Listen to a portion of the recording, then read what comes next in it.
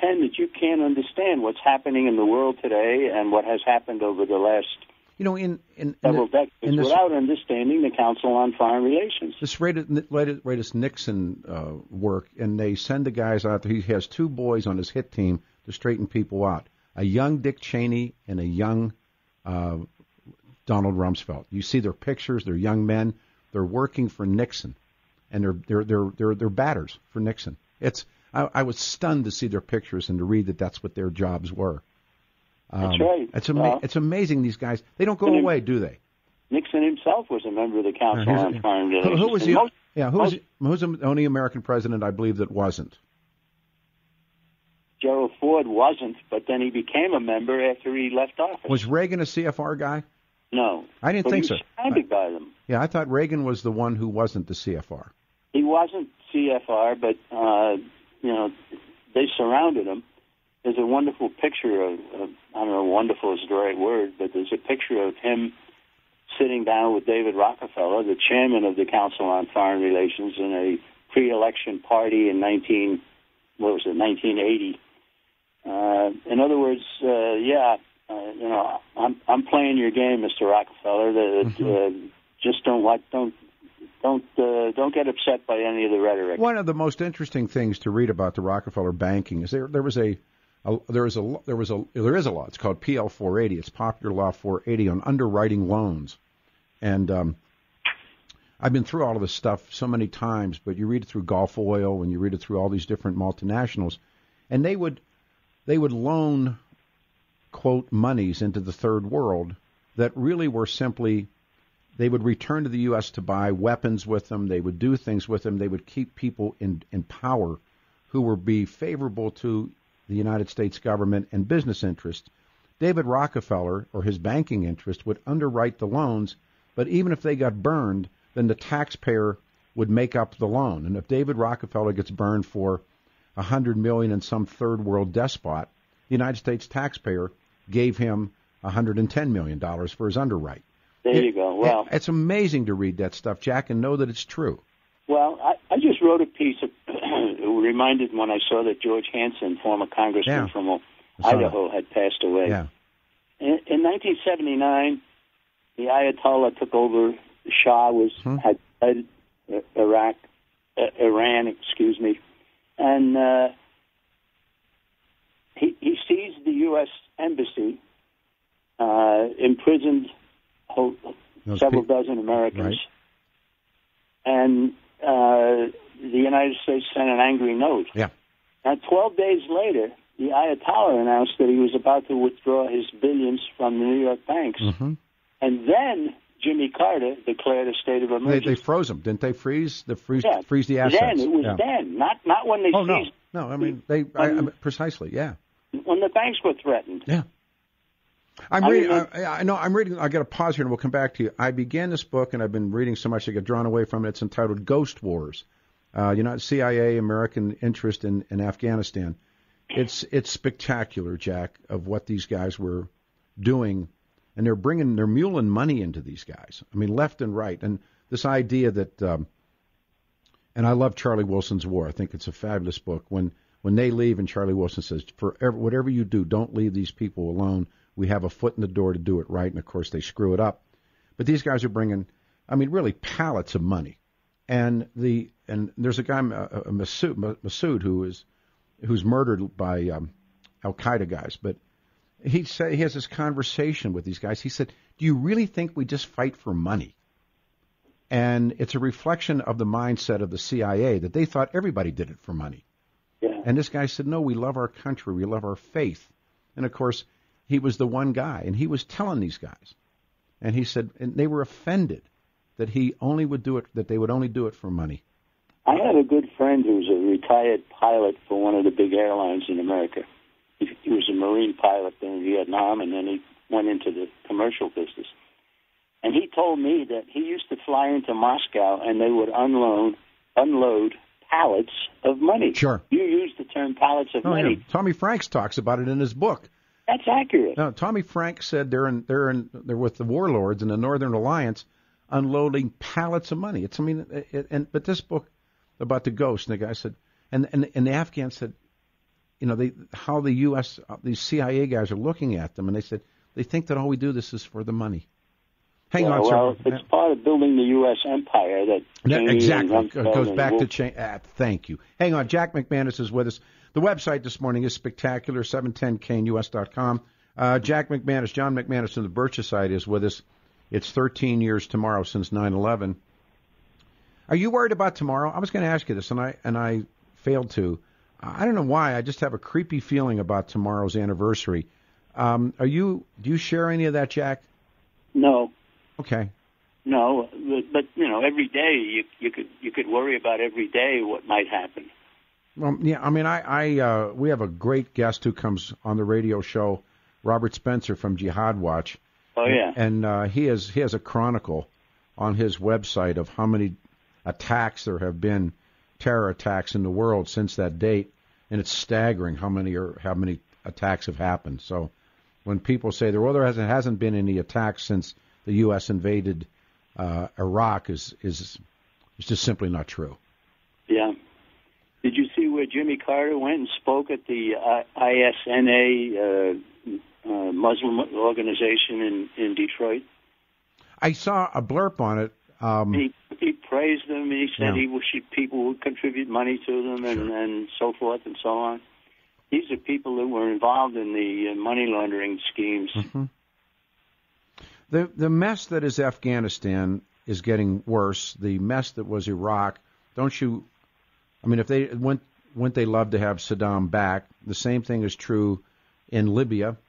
What do you make of? Well, let me back it up. What do you expect from the speech from the president tonight? I expect that he's going to talk about how we are going to stop ISIS with limited activity, mostly air stuff, attacks by planes. I don't think he's going to go deeper than that. Historians project endings. How does this end? That's a good question. I don't know how it ends. I think somebody's going to have to realize pretty soon that militant Islam is on the march again.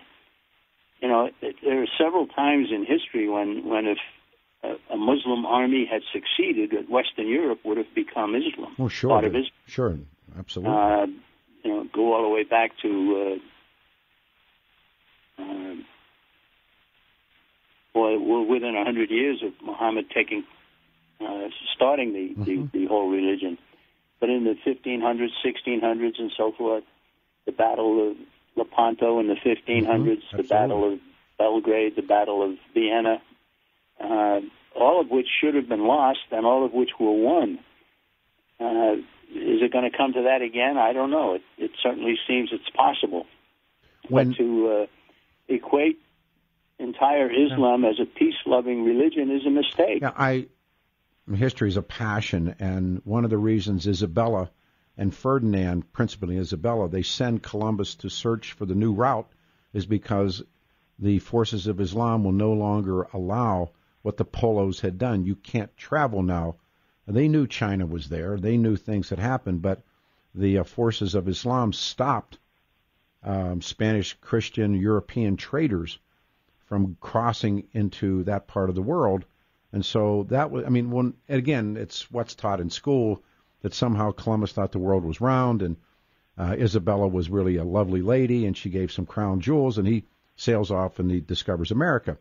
It couldn't be further from the truth. In fact... And one of his big reasons was to spread Catholicism. That was he was a very intense Catholic. Well, that was two. But they were also possibly had been people who had converted to save themselves from the pogroms. But they also could no longer travel as the Polos did and as the trade routes, the Silk Road, those were shut down by the forces of Islam. And so, when you start to, how do I say this? When you start to really look at the truth, it always comes away quite different, doesn't it? It does, yeah. Peter, while I'm on the air, I'd like to mention there's going to be a Birch meeting on tomorrow morning, Thursday morning, 9:30 a.m. They meet at O'Meara Ford Conference Room. The car dealers there have a nice conference room. I've spoken there myself. It's very nice. Give it a plug. When is it again, Jack? 9:30 tomorrow morning at O'Meara Ford Conference Room. That's 104th and I-25 in Thornton. And people can go there and learn a lot more about the JBS. There will be a program, and there will be books to buy. I can't recommend more highly a book that we've published called The Shadows of Power. I've written several books myself. People ask me which is the best book to read to understand what's happening. I tell them this book. I didn't write The Shadows of Power. A fellow named James Perloff did, a good friend of mine. And his book goes into the history of the Council on Foreign Relations, its clout, and so forth. And it's important stuff. People got to realize it. This is what really is going on. And it figures into the empire building that we talked about with Cheney and Rumsfeld and those characters, and it figures into a lot of other things. But let's not make the mistake, however, that it's just a case of people trying to make money. What would you like to leave us with this morning as a final thought? The final thought is that the world is very close to being in the grip of people who are seeking world government, power. Yeah. Not just money, power. And power is the motivation, and they're getting close to being able to accomplish that. These are the people that are behind the scenes with the United Nations, with NATO, and so on. NATO being a creature of the United Nations and so forth. When Obama said the other day, August 28th, he said that we don't have a strategy yet.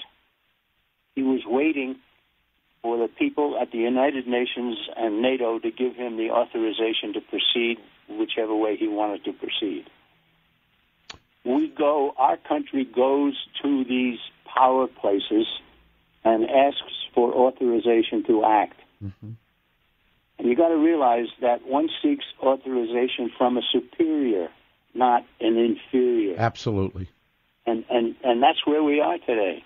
It's time for the United States to have number one as its main concern. Number one is the United States. We are not the rulers of the world. We are not the policemen of the world. And to get more heavily involved in some of these things that don't threaten us, while we allow a real potential threat of militant Islam, is suicidal. And well, when people misunderstand it, when they say it's a death cult, it's not.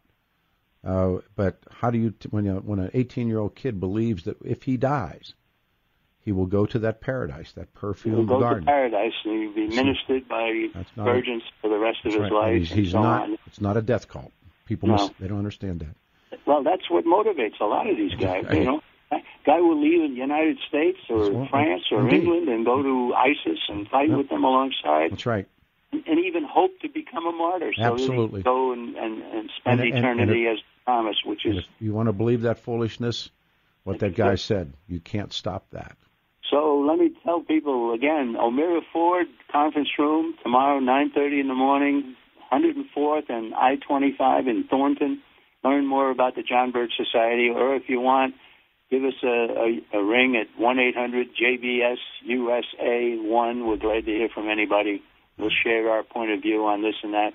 Or you can go to the internet, jbs.org. Thanks, Jack. We'll talk ASAP. Be safe. Thanks, brother. Okay.